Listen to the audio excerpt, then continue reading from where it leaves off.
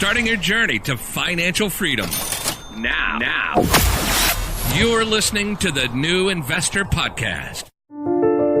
Investing in the right companies is easier said than done, correct? But please refer to my own list. I am not venturing into the unknown. I'm staying somewhat safe in my choices. A few things came out while researching these companies, and this is my own point of view, and I could be wrong. But how did I make my choice? One, they have all resurfaced stronger from a major crisis. 2, they are all disruptors in their own sectors. 3, they all have a sustainable ability to maintain competitive advantages over their competitors, which make it difficult to wear down their market share.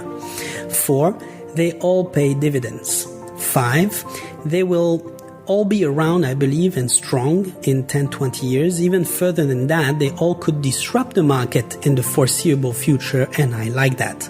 6, they have a strong leadership team. 7, solid brand equity.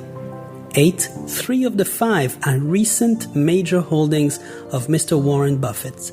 And being who he is and judging from what he has accomplished, don't argue. Call a chicken. These companies are good enough for your dollars. Them being recent also allows you to get good data on the price he may have acquired them for, even if he does so with preferred shares, usually at a better price. So there are multiple other reasons mainly related to these companies' finances that are important without a doubt, but I can't spend time on something I have only halfway knowledge about. However, I believe that having these 8 attributes are to me pretty solid reasons to have looked at them in the first place. I want to outline that you really don't need to be an expert to start investing. I remain simple in my approach.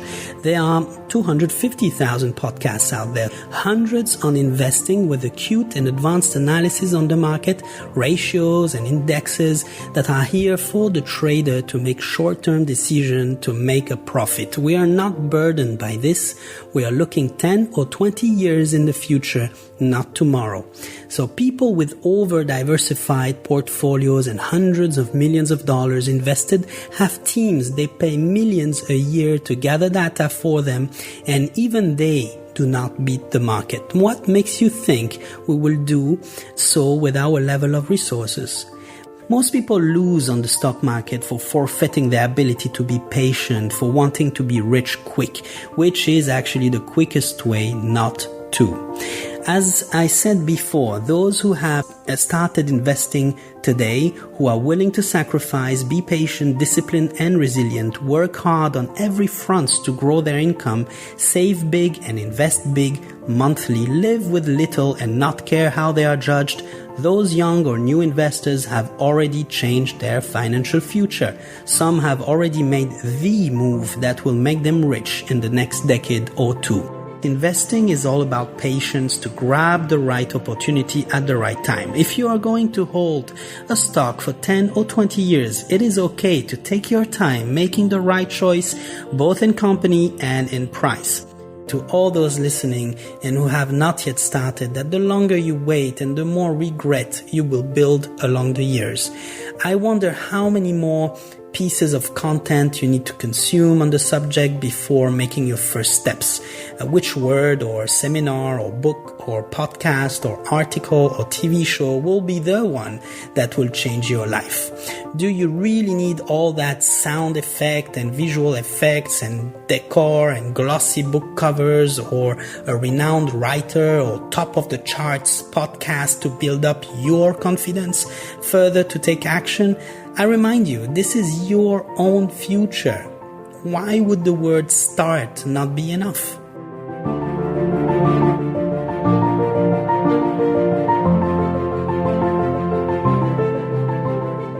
Thank you for listening to the podcast, and I really hope that it brings you some additional support on your own journey towards financial freedom. Don't forget to hit that subscribe button to never miss an episode, and looking forward to your DM and follow on Instagram at New Investor Podcast. In the meantime, stay invested, be patient, and keep playing the long-term game.